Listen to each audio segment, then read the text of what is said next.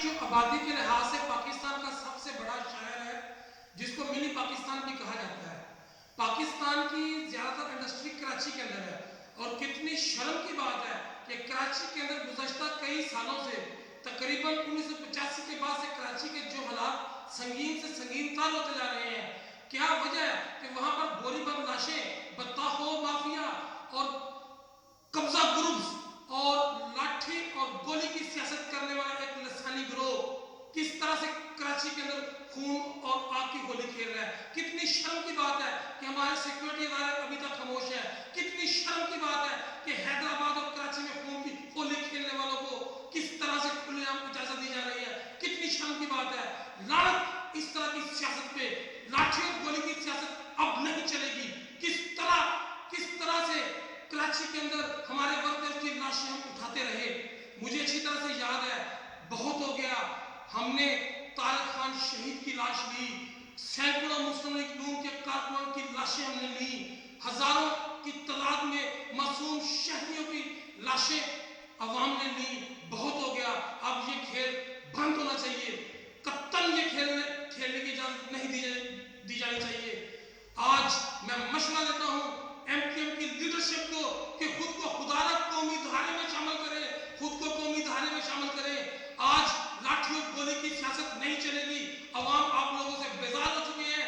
अगर आपने सियासत करना है तो अमन की सियासत करें। अगर आपने सियासत करना है तो आप लोग पाकिस्तान की सलामती की सियासत करें।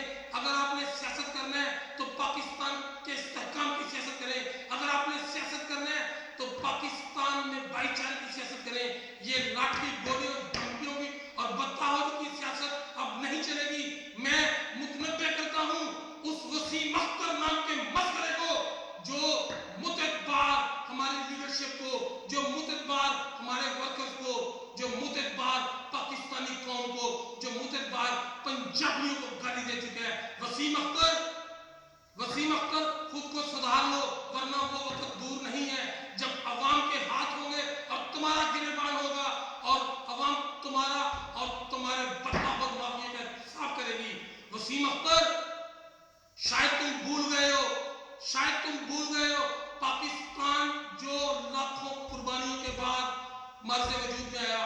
वतन अज़ीज़ पाकिस्तान जिसके हसूल के लिए मेरे और आप लोगों के बड़ों ने कुर्बानियां दी।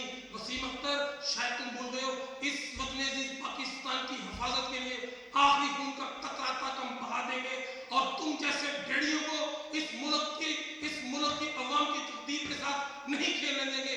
वसीम अख्तर, तुम कौन से लोगों के नुमाइंदा हो? मुझे तो शर्म आती है कि तुम जैसे लोग पाकिस्तान की सियासत में बैठे हुए हैं। मुझे कितनी शर्म महसूस हो रही है कि तुम जैसे मस्खरे अवाम की तकदीर के फैसले धमकियां में अंदाज में करते हो। वसीम अख्तर, खुद को सुधार लो। एमक्यूएम की लीडरशिप मेरी इस आवाज को एक पाकिस्तानी की आवाज समझकर खुदारा आप लोग अपनी इस्लाह करें, पाकिस्तान की बात करें, पाकिस्तान में अमन की बात करें, पाकिस्तान की तरक्की की बात करें, पाकिस्तान की खुशहाली की बात करें, पाकिस्तान की आवाम की बात करें। आप लोगों को बदताहरी छोड़ना होगी, आप लोगों को करप्शन छोड़ना होगी, आप लोगों को ब्लैकमेलिंग की सियासत छोड़ना होगी। अगर खुद को आप लोग पार्टी कहते हो तो पार्टी कहलवाने का हक अदा करो। अब बहुत हो गया, अब अवाम बेजार हो चुके हैं। वो वक्त दूर नहीं कि जब कराची और हैदराबाद के गयूर अवाम सड़कों पर निकलकर तुम लोगों को गिरेबान पकड़ लेंगे। जुल्म फिर जुल्म है, बढ़ता है तो मिट जाता है। और वसीम अख्तर, याद रखो, ये अपनी जबान जो है ना, इसको लगाम दे लो, वरना कायद आज़म मोहम्मद अली जिन्ना के बेटे बेटियां तुम जैसे सियासी मसलों का बेहतर हशर करना जानते हैं। अवाम जब अपने हकूक की खातिर, अवाम अपने तशक्कुस की खातिर, अवाम अपनी इज्जत-ए-नफ्स की खातिर सड़कों पर आ जाए, अवाम जब इनकलाब लाना चाहे, तो तुम जैसे सियासी मसले तो किसी खेत की मूली नहीं है।